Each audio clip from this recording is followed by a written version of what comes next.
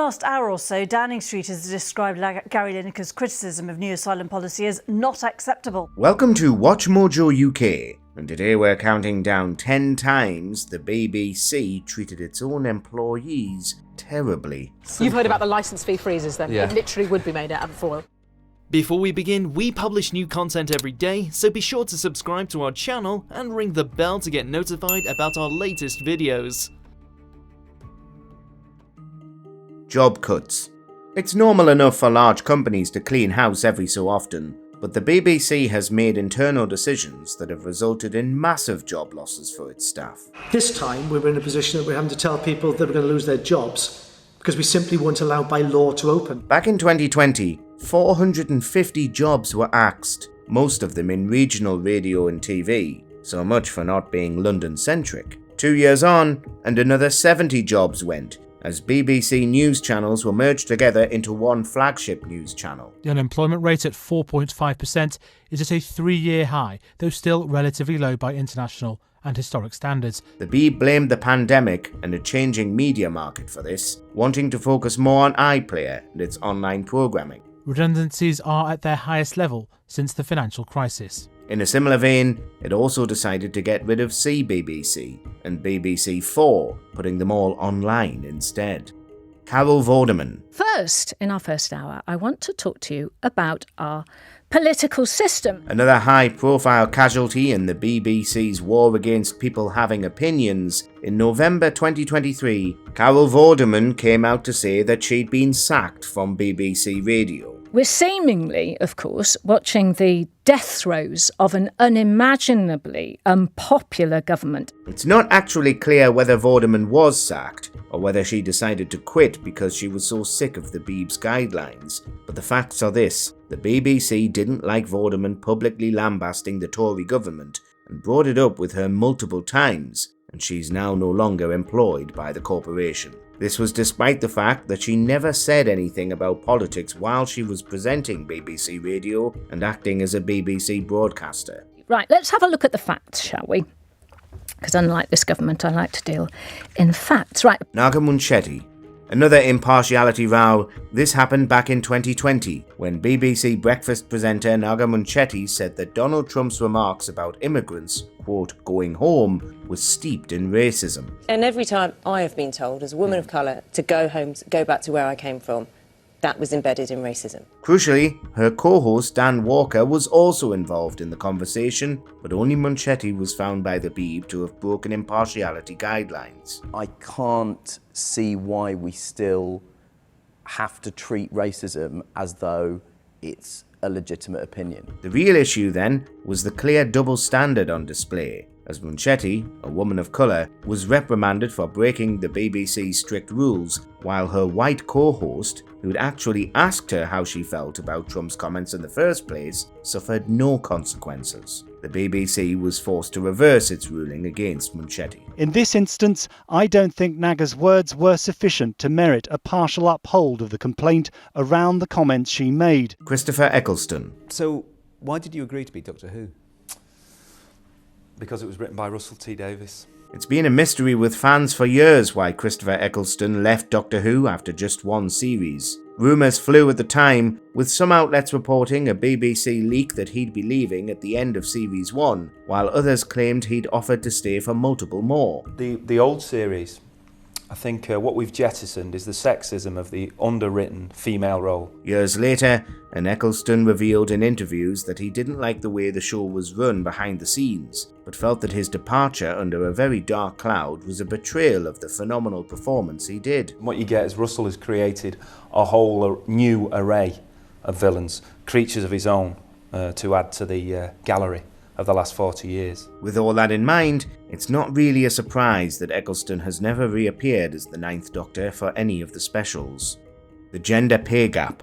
Equality laws say that men and women should be paid equally for doing the same work, but that's easier said than done. We've said all on air we're going to get 50-50, and we've also said we're going to get rid of the gender pay gap. So that's the gap between all men and women employed at the BBC. The BBC is hardly the only company guilty of this, but its problem has only gotten worse since it was first reported on. Back in 2017, the issue came to light, and we found that the majority of the BBC's highest paid employees were men, despite female presenters doing the same jobs. That's a very good question. I think if someone's got exactly the same job, the same experience, the same history, the same audience value, of course they're paid the same amount. The BBC got in bother when, rather than give pay rises to the women, they opted to give pay cuts to the men, though the cuts were voluntary. 5 years on though, and another earnings report showed that the pay gap has actually gotten worse. Will all have pay parity by 2020, all of them?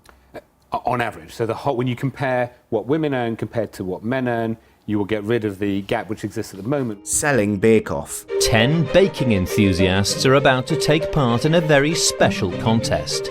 It's the first ever Great British Bake Off. It's been years since Bake Off jumped ship and went to Channel 4, but this was hugely controversial at the time. 3 of its 4 stars quit during the move: Mel Giedroyc, Sue Perkins, and even Mary Berry. Only Paul Hollywood was left standing. They face a weekend of arduous challenges in an effort to impress Mary Berry and Paul the Silverback Hollywood. Bake Off moved because the company behind it, Love Productions, wanted more money for future series than the BBC was willing to give. But ever since, the show has gone through myriad presenters, including Sandy Toksvig and Matt Lucas. Bake Off is just as popular as ever, but people really didn't like seeing a British institution like this leaving the BBC. You know what I'm going to say about that? No.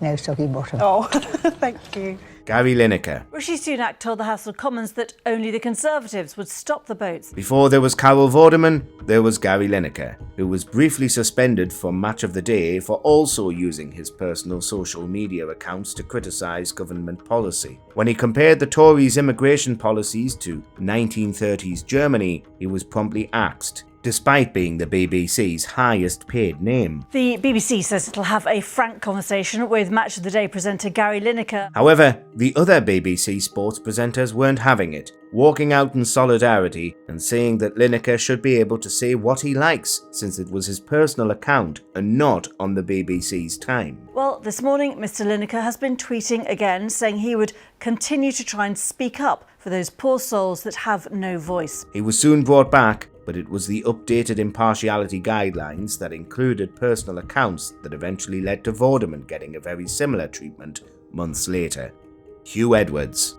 Also in 2023, The Sun published a story claiming that a high-level BBC news presenter had been soliciting dirty pictures of a 17-year-old boy, paying him thousands of pounds in the process. We can now reveal he is the unnamed BBC presenter at the heart of the Sun newspaper's allegations. A media frenzy ensued, with even the government getting involved to try and force the Beeb to name and shame him. In the end, it was Edward's wife who revealed it was him and that he was in hospital for severe depression while the scandal raged. Hugh is suffering from serious mental health issues, as is well documented. He has been treated for severe depression in recent years. But then, the police found no evidence of wrongdoing, and it looked like the Sun had, unsurprisingly, been defamatory to try and get a story. Well, we have been trying to ask the Sun some of those questions posed over the last few days, but their response so far has been no comment. The betrayal was the fact that the BBC went along with reporting it so willingly, joining in on the chaos. Jeremy Clarkson. On a scale of 1 to 10, how thrilled are you that Top Gear is nowhere near as successful now that you're not on it? It's a hard face to pull, this one. Top Gear was always outrageously popular, and the more controversies the three got under their belt, the more popular it was. But there was no coming back from this scandal in 2015, when Clarkson punched a producer in the face, frustrated by the lack of a hot meal after a long day of filming. Though Clarkson settled things with the producer in question and apologised, the BBC wasn't having it and decided not to renew his contract. James and Richard always say, no, it's a shame, we wish them all the best. I don't. In response though, Hammond and May also walked, leaving Top Gear in disarray. The trio abandoned the BBC entirely and went to make the grand tour on Amazon instead, with the Beeb still licking its wounds years later. And how will you prepare for the massive hole in your life, emotionally? What, when I don't have James May in it? Yes. Keeping Savile on staff. Today, a week after the story first hit, the BBC Director General George Entwistle apologised. Though Jimmy Savile was an employee of the BBC himself, the very fact that the Beeb kept him employed despite his behaviour being an open secret in the business was an enormous betrayal. When did public attitude start to change about Jimmy Savile? You may have said after the ITV documentary last week. You'd be wrong. Every time he was put to work alongside other people, particularly children and teens, on Top of the Pops and Jim'll Fix It, the BBC was sending a dangerous predator directly towards more victims. She was interviewed last week and explained that she'd told her story to Newsnight, but that Newsnight had decided not to run the story. Countless people were affected by this, and the BBC was embarrassed. Despite all that, in 2023, it even put out a Steve Coogan starring drama in which the BBC executives are portrayed as bumbling and hapless, rather than the enablers they really were.